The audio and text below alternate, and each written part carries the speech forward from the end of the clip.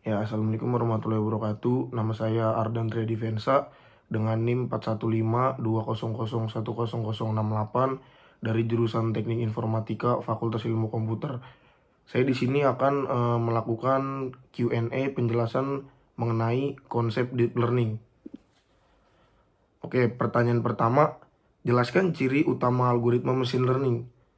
Jadi, machine learning adalah ilmu pengembangan algoritma dan model secara statistik yang digunakan sistem komputer untuk menjalankan tugas tanpa instruksi eksplisit, mengandalkan pola, dan inferensi sebagai gantinya.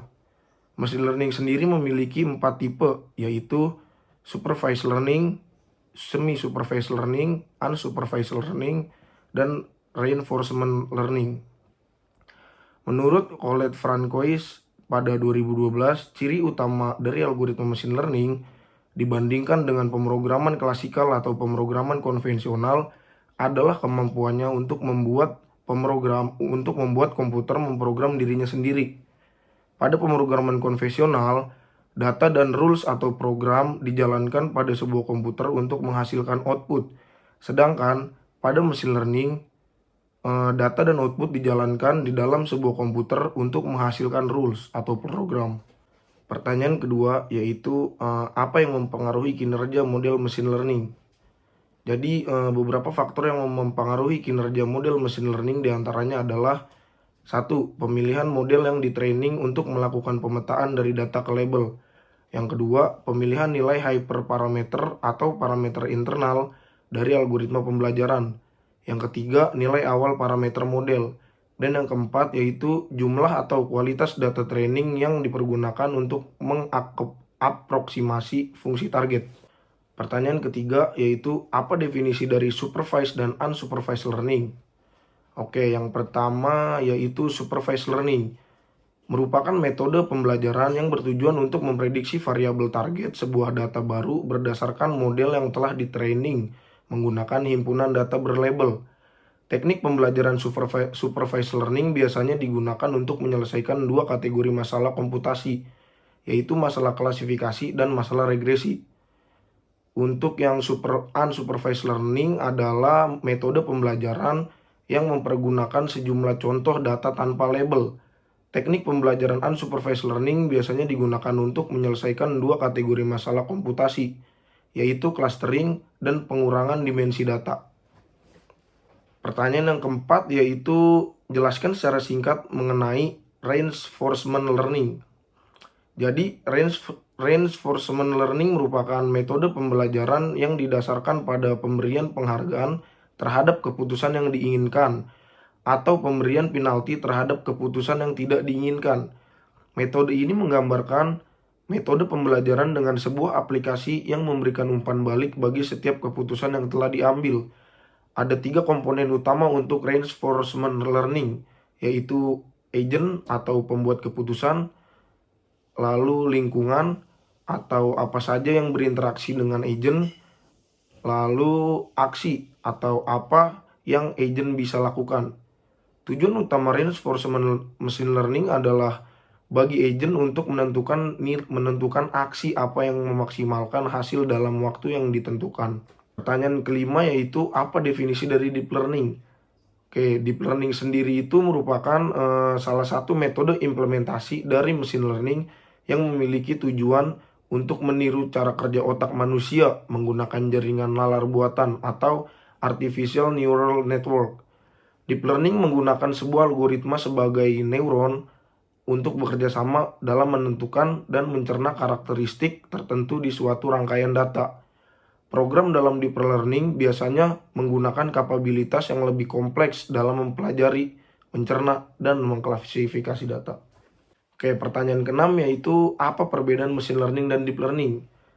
Jadi pada praktiknya, machine learning mampu mengidentifikasi inputan serta membuat model secara manual sesuai data yang telah ditetapkan. Sedangkan deep learning, algoritmanya akan bertugas untuk mempelajari semua fitur datanya sendiri dari awal sampai akhir. Mungkin di sini saya akan menyebutkan 6 perbedaan dari machine learning dan deep learning. Yang pertama yaitu dari datanya sendiri. Dari data, machine learning mampu mengolah data secara maksimal, sedangkan deep learning tidak mampu mengolah data dalam jumlah kecil secara maksimal. Perbedaan kedua yaitu tentang ketergantungan hardware. Pada machine learning bisa menggunakan mesin yang biasa-biasa saja untuk memproses data. Sedangkan untuk deep learning sendiri membutuhkan mesin kelas atas dengan kemampuan memproses data dengan jumlah banyak. Perbedaan yang ketiga yaitu tentang feature engineering. Dalam machine learning menugaskan pakar untuk mengidentifikasi fitur yang diterapkan dan membuat kode secara manual sesuai domain dan tipe data. Sedangkan dalam deep learning menugaskan algoritmanya sendiri untuk berusaha mempelajari fitur tingkat tinggi dari data. Perbedaan yang keempat yaitu dalam masalah pendekatan penyelesaian masalah. Di machine learning sendiri, untuk menyelesaikan masalah dengan algoritma machine learning, disarankan untuk memecahnya menjadi beberapa bagian agar dapat diselesaikan secara terpisah.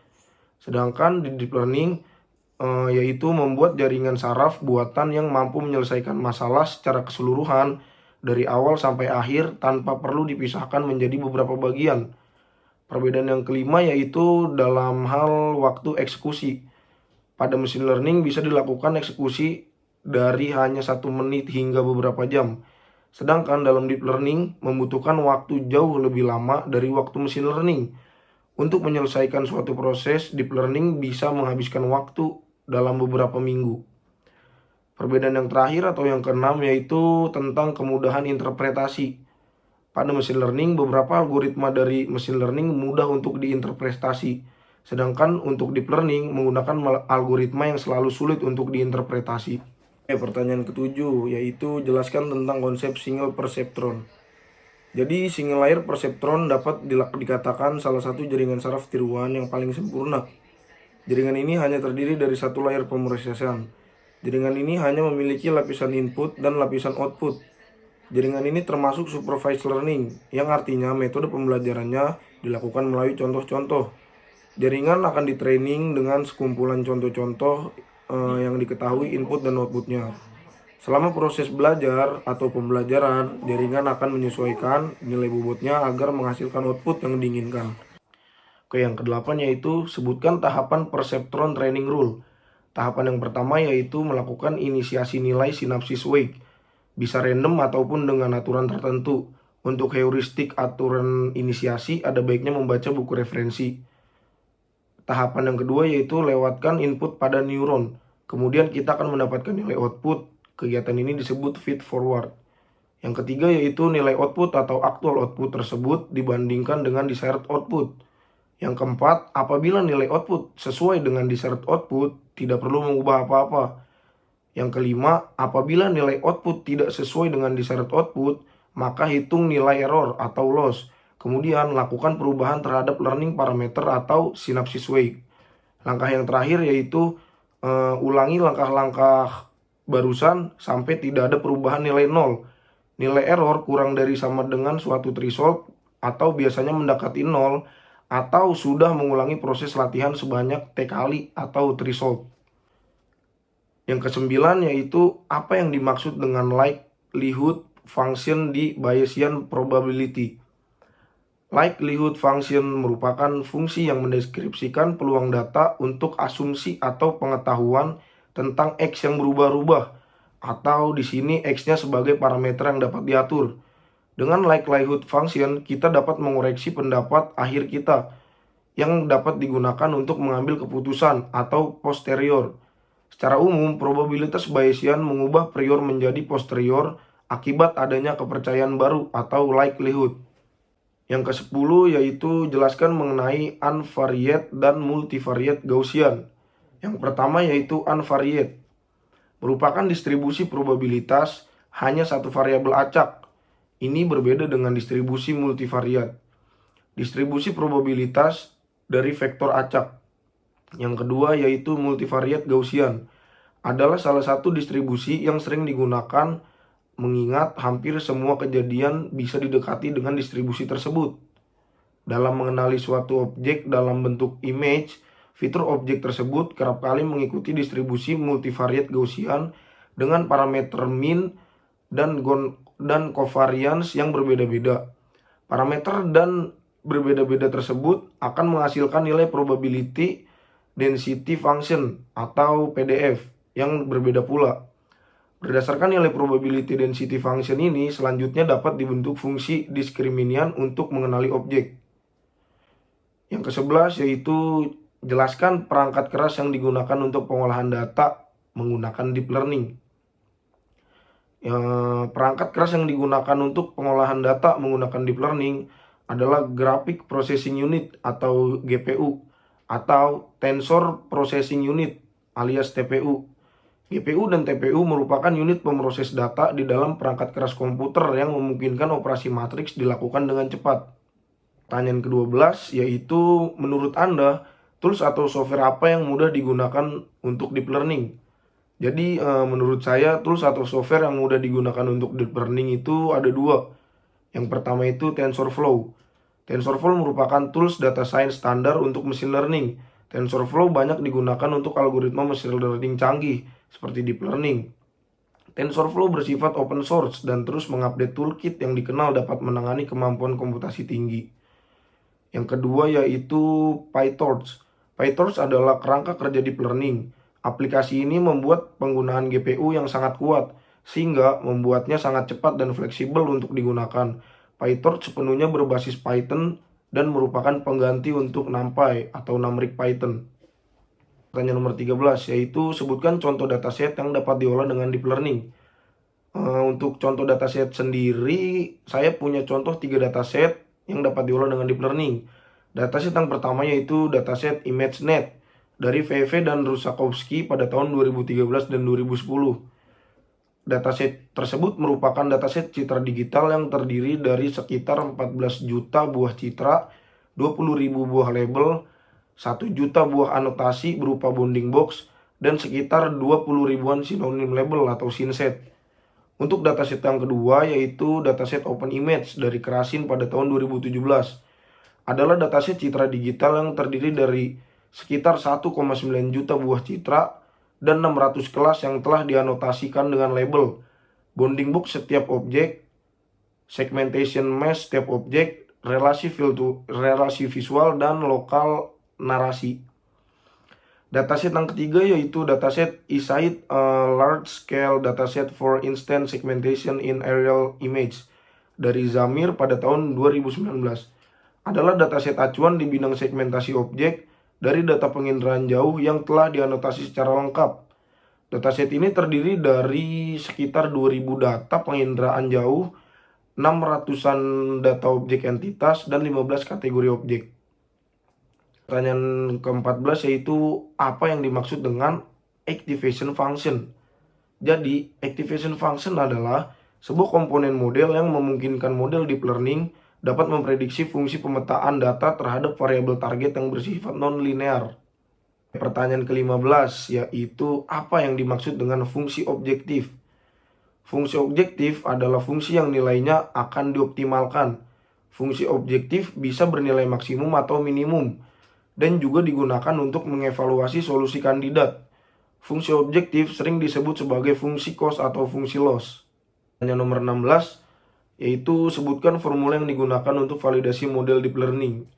Jadi untuk validasi model deep learning sendiri ada dua teknik validasi yang lumrah, yaitu yang pertama teknik split validation, yaitu melakukan validasi sederhana dengan membagi dataset secara acak menjadi dua data terpisah, yaitu data latih dan data uji. Untuk formula yang kedua yaitu cross validation, atau melakukan validasi berulang di mana dataset dibagi menjadi banyak atau subset himpunan, data latih, dan validasi. Setiap iterasi memvalidasi atau menguji satu subset data dengan subset yang tersisa sebagai data latih. Pertanyaan ke-17 yaitu apa tujuan dari pembelajaran training pada pemrosesan data. Jadi tujuan dari pembelajaran training adalah untuk meminimalkan error sehingga kinerja learning machine atau model diukur oleh squared error. Data training nantinya akan digunakan untuk melatih algoritma dalam mencari model yang sesuai. Sedangkan data testing akan dipakai untuk menguji dan mengetahui performa model yang didapatkan pada tahapan testing. Pertanyaan nomor 18, yaitu apa yang dimaksud dengan step-based gradient descent. Metode steepest descent adalah metode gradien sederhana untuk pengoptimuman. Metode ini memiliki kekonvergenan yang lambat dalam menuju ke solusi optimum. Hal ini terjadi karena langkahnya yang berbentuk zigzag. Pertanyaan ke-19 yaitu jelaskan mengenai lokal minima. Lokal minima adalah nilai minimum pada suatu daerah lokal saja dan nilai ini lebih kecil daripada nilai minimum global atau global minima. Pertanyaan nomor 20 atau pertanyaan terakhir yaitu apa yang dimaksud dengan gradien? Gradien adalah nilai kemiringan atau kecondongan suatu garis yang membandingkan antara komponen Y atau ordinat dengan komponen X atau absis. Gradien akan menentukan seberapa jauh kemiringan yang terjadi pada suatu garis dalam koordinat kartesius. Kemiringan atau gradien bisa miring ke kanan, ke kiri, curam, ataupun landai. Nilai dari gradien tergantung dari nilai komponen X dan komponen Y-nya. Baik, sekian Q&A tentang konsep deep learning dari saya. Semoga jawaban dari saya memuaskan dan dapat bermanfaat untuk kalian yang menonton. Terima kasih. Assalamualaikum warahmatullahi wabarakatuh.